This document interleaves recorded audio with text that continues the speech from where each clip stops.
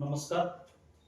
मी अण्णासाहेब कोकाटे, राष्ट्रवादी युवकचा जिल्ह्याचा उपाध्यक्ष या नात्याने महाराष्ट्र राज्याचे मुख्यमंत्री देवेंद्र फडणवीस साहेब व आमचे लाडके नेते अजितदादा पवार साहेब यांना वाढदिवसाच्या सर्वप्रथम हार्दिक शुभेच्छा देतो. वाढदिवसाच्या निमित्तानं आपल्याला भेट द्यायचं कारण एवढंच की आमचे लाडके नेते अजितदादा पवार यांचं कौतुक करावं तेवढं कमीच. ते जनतेच्या हितासाठी रात्र दिवस अहोरात्र झटत असतात. आम्ही एक कार्यकर्ता म्हणून त्यांच्या प्रेरणेने काम करत असतो. त्यांच्या मार्गदर्शनाखाली आम्ही छोटे छोटे उपक्रम राबवत असतो. आत्ताच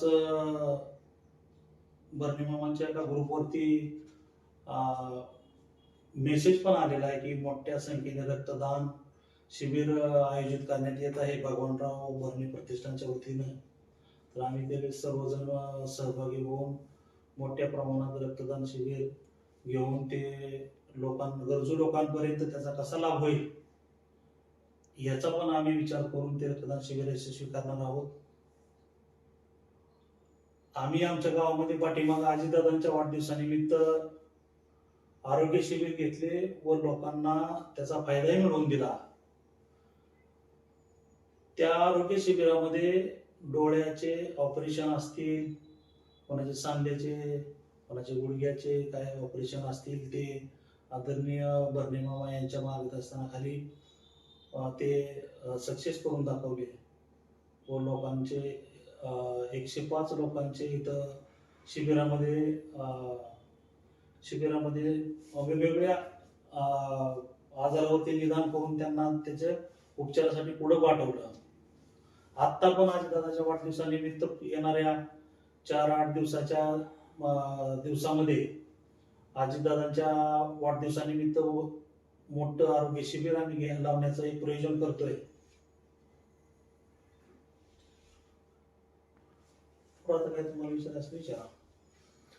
तुम्ही आता म्हणाला की सामाजिक क्षेत्रात काम करत असताना किंवा तुम्ही राष्ट्रवादीत काम करत असताना काही सामाजिक उपक्रम तुम्ही राबवले. आतापर्यंत काय काय उपक्रम राबवले आणि पक्षाची ध्येय धोरणं काय आहेत तुमच्या?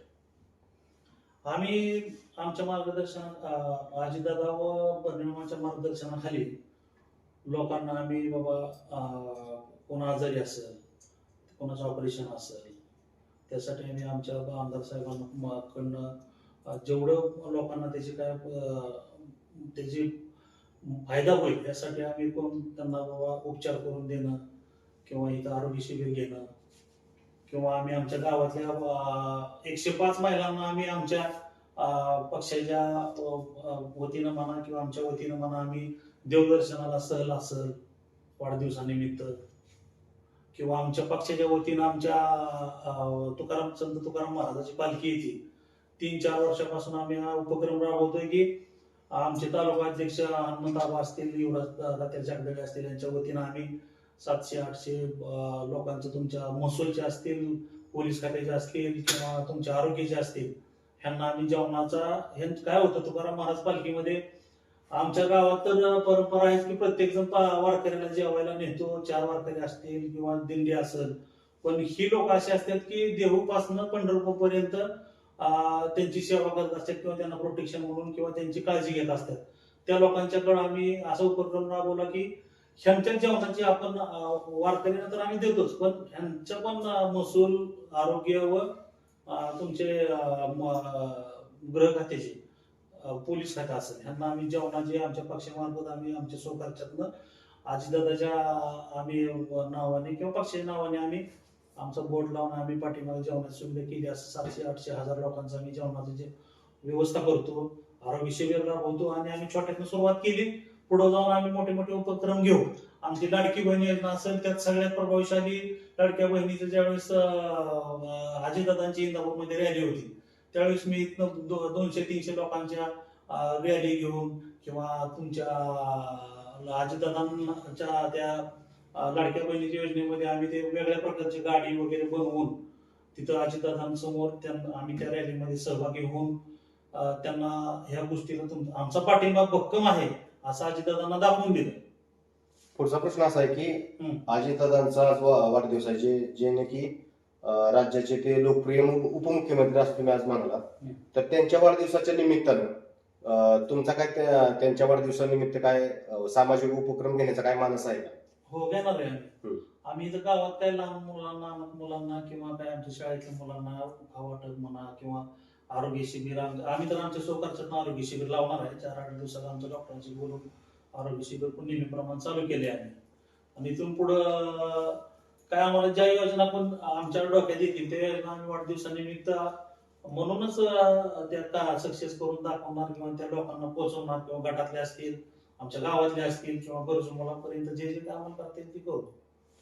दुसरा थोडस राजकीय विचारतो की पाठीमागे तुमचा एक वाढदिवसाचा कार्यक्रम सारटे गावामध्ये झाला होता आणि त्याच्यामध्ये काही स्थानिकांनी तुम्हाला जिल्हा परिषद गटातनं बावडा लाखेवाडी जिल्हा परिषद गटात उमेदवारी मिळावी अशी इच्छा बोलून दाखवली. त्यांनी तसे बॅनर पण तुमचे लागले होते. हा, तर त्या संदर्भात आता प्रभाग रचना पूर्ण झाल्या आणि प्रभाग रचनेमध्ये बावडा लाखेवाडी गट हा त्या प्रभाग रचनेतून फुटून आज बावडा दुमेवाडी नवीन जिल्हा परिषद गट उदयास आलेला आहे. तर तुम्ही इच्छुक आहात काय जिल्हा परिषद गटातली निवडणूक लढवण्यास? कसं आहे, अजून त्याला हेच नाही झालं. त्याचा तुम्हाला सांगतो, अजून त्याची सोडत नाही झालेली. त्या सोडतीमध्ये कुठलं निघतंय ते महत्वाचं आहे. त्यावेळेस माझ्या मित्रांनी काय माझ्या गावातल्या माझ्या सहकार्यांनी बॅनर लावले होते, त्याच्यावर होतं. बाकीचा कुठल्या नेत्यांनी काय असा उल्लेख केला नाही की आमचा उमेदवार हेच. कारण पहिली गोष्ट, ज्येष्ठ म्हणून आमचे तालुका अध्यक्ष हनुमंत आबा आहे. मी त्यांची तर शिफारस पाठीमागे केलेली आहे, आता पण करणार आहे. कारण ह्या गटात तर एवढा निष्ठावान कोण नाही माझ्या माहितीने. अशी गीत झाली आली गेली भरपूर आहेत, पण शेवटी कुठल्याही पक्षात निष्ठावानांना महत्व असतं. संधी दिली तर संधीचं सोनं कराल काय? नाही, कसं आहे, पक्ष कोणाला देतोय ते महत्वाचं आहे. दिली तर काय आपण हार जीत पुढं काय घडत ती घडत, पण आपली तयारी आहे. परंतु मी सर्वप्रथम आमच्या तालुक्याध्यक्ष त्यांना देऊन, नाही तर शेवटी पक्ष सांगेल त्याचं करू. तुम्ही म्हणताय ती शेवटी निष्ठावान पाहिजे, नाहीतर असा 4 वर्षाला महिन्याला 2 महिन्याला पक्ष बदलणार त्याचं काम कदापि करणार नाही आम्ही. आमदार केलं, मामाचं केलं, मामाच्या प्रकारे केलं, मामाचं नातं आमचं वेगळं आहे, त्यामुळे आम्ही ऍडजस्ट केलं. पण इथनं पुढच्या कुठल्या निवडणुकीला ऍडजस्टमेंट नसणार आहे. जे निष्ठावान आहे त्याला द्या, पक्षाचं काम केलंय त्याला द्या. 2009 सालापासून मी मामाबरोबर काम करतोय. आम्ही इकडं तिकडे एका अजिबात डोळलो नाही. तशी बाकी स्वतः कुठे गाडी असेल त्याचा पक्ष कधी विचार करत नसतो. पक्षाने संधी दिली तरी तर पुढची भूमिका काय आपल्याला?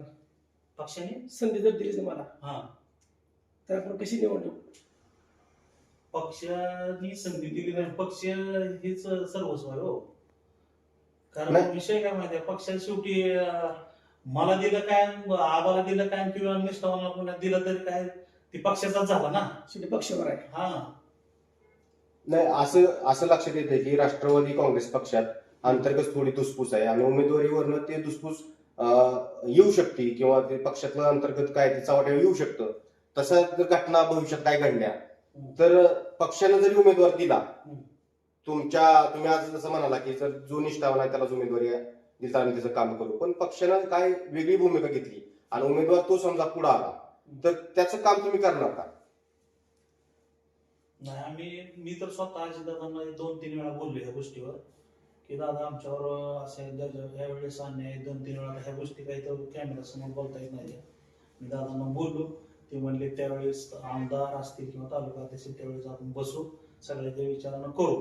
परंतु 100% असं आहे की निष्ठावान आहे त्याला द्या, बाकीचं काय पक्षासाठी काम करणार आहे त्याला कुणीही करू शकतं. अजून 10 जण येऊन करत असले तरी आम्हाला काय त्याचा आनंदच आहे पक्षाचं काम.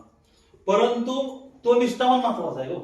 तुमच्या फायद्यासाठी तुम्ही तेवढाच चान्स मारायचा परत जाऊन दुसरीकडे बसायचं, ह्याला काय महत्व नाही ना. म्हणजे एकंदरीत असं म्हणायचं की तुम्ही प्रबळ इच्छुकांची दावेदारी तुमची आहे, परंतु पक्ष देईल त्या ह्याच्यावर निष्ठा ठेवून तुम्ही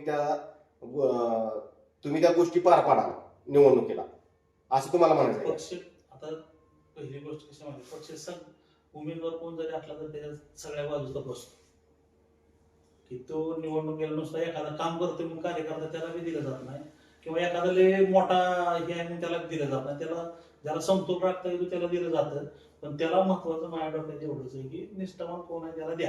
शेवटचा एक प्रश्न विचारतो की या बावडा आता दुलेवाडी गट जो प्रभाग रचनेप्रमाणे नवीन निर्माण झालाय त्या गटामध्ये माजी मंत्री हर्षवर्धन पाटील यांचं प्राबल्य आहे असं समजलं जातं, तर त्या दृष्टीनं तुम्ही या निवडणुकीत कसं पाहता? प्राबल्य त्यांचं आहे म्हणजे मला काय समजलं. म्हणजे त्यांची एक ताकद आहे, म्हणजे त्यांचं वर्षानुवर्ष या गटात वर्चस्व राहिलेलं आहे की जिल्हा परिषद गटामध्ये त्यांचा उमेदवार निवडून येतो कायम. त्याच्यामुळे ही निवडणूक कशी असणार आहे राष्ट्रवादी पक्षासाठी भविष्य? 2000 मला तर मी एवढा मोठा नाही की आता म्हणजे ह्या गोष्टी सगळ्या तुमच्या समोर मांडायला.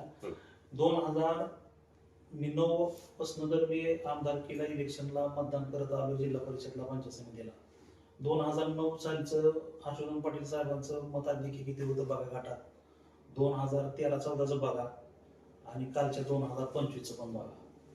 हे घटतच आलेलं आहे, वाढत गेलेलं कधीच नाही. लोकसंख्या वाढत चालली, मतदार वाढत चालले, पण त्यांचं लीड कमी होत किंवा त्यांचं गटात जे होणार त्यांना हे आहे लीड आहे ते कमी होत गेले, म्हणजे बदल होत गेलाय. बदल होत गेला. त्यामुळे जिल्हा परिषदेला पण बदल होऊ शकतो.